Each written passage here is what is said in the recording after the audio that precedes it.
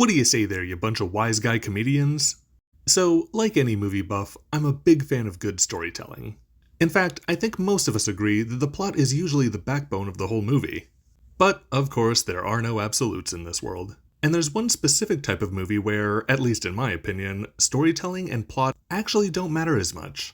I am, of course, referring to art house films. I mean comedies. Well, art house films too, but that's a discussion for another day.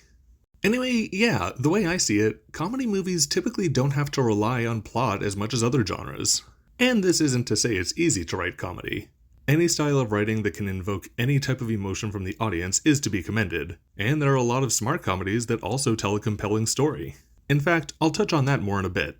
But I was thinking about how I generally don't worry as much about the plot when watching a comedy, and I thought it was a topic worth dissecting. And I found out that it's not just me. I ran this by a few friends, and many of them seem to agree. So why do we feel this way? Well, first of all, what is it we expect from a comedy? A good laugh. So in a sense, we're already not taking the movie seriously. And for that reason, when plot points don't add up, or if a character acts outside their normal behavior, it's a lot easier to forgive. In fact, some movies will even lean into this to amp up the humor. Remember this great line from The Emperor's New Groove? How did you get back here before us? How did we, Kronk? Well, you got me. By all accounts, it doesn't make sense. Absolutely legendary.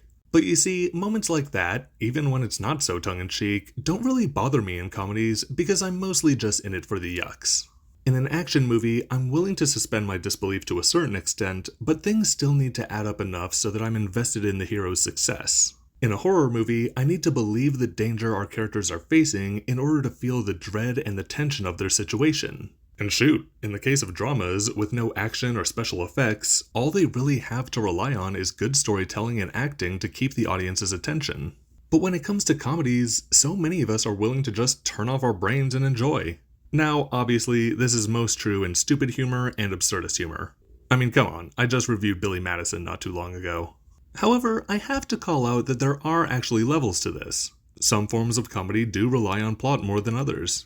So from here, I think it'll help if I break it down into 3 styles of comedy movies with different degrees of how relevant the plot is to their success.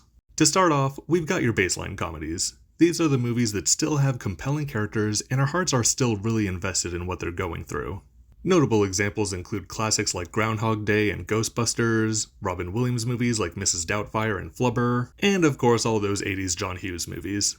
With these, yes, you're mostly in it for the laughs, but you may be surprised by how much you're rooting for the main characters, and there might even be some heartfelt emotions waiting for you at the end. But it's still a comedy after all, so plot points may not add up perfectly, and characters will make it through downright impossible scenarios. Shout out to the Wet Bandits, by the way. Most of these things won't bother you, and a lot will actually make the movie better. All around, the plots for these movies may not be the biggest selling point, but they're definitely engaging, and we do care about the characters as more than just comedic foil. Alright, so the next category would be the goofball comedies. This is the point where I would say Billy Madison lands. But we've also got Wayne's World, The Jerk, Anchorman, and a little more on the kid-friendly side would be Good Burger. Yes, at this point, there definitely is a plot. We've got a distinct beginning, middle, and end.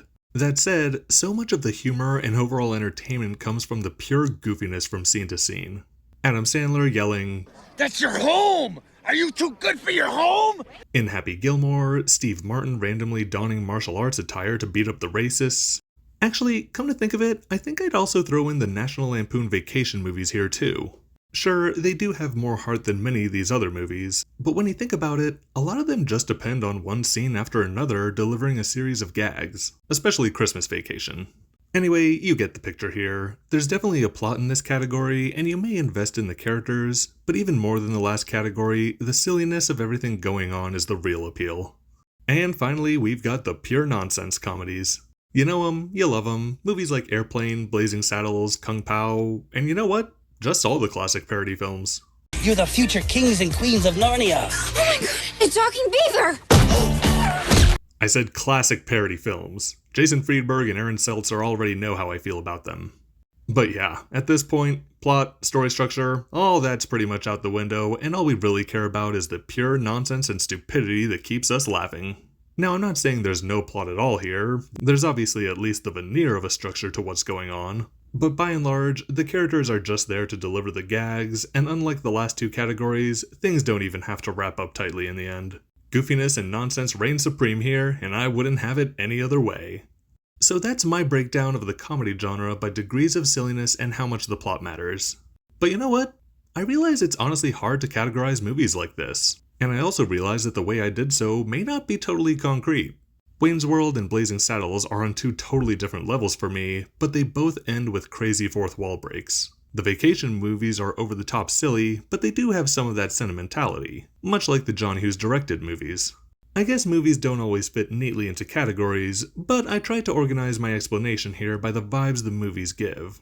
And I still think my overall point remains. With all these comedy movies, plot and story structure will vary in importance, but all around, it takes a backseat to how much they make me laugh. What do you think? Does the plot matter in a comedy just as much as any other genre for you? And what are your favorite comedies I didn't mention? Let me know in the comments. I've been Kenny Steps. Take it easy, and keep stepping into the movies.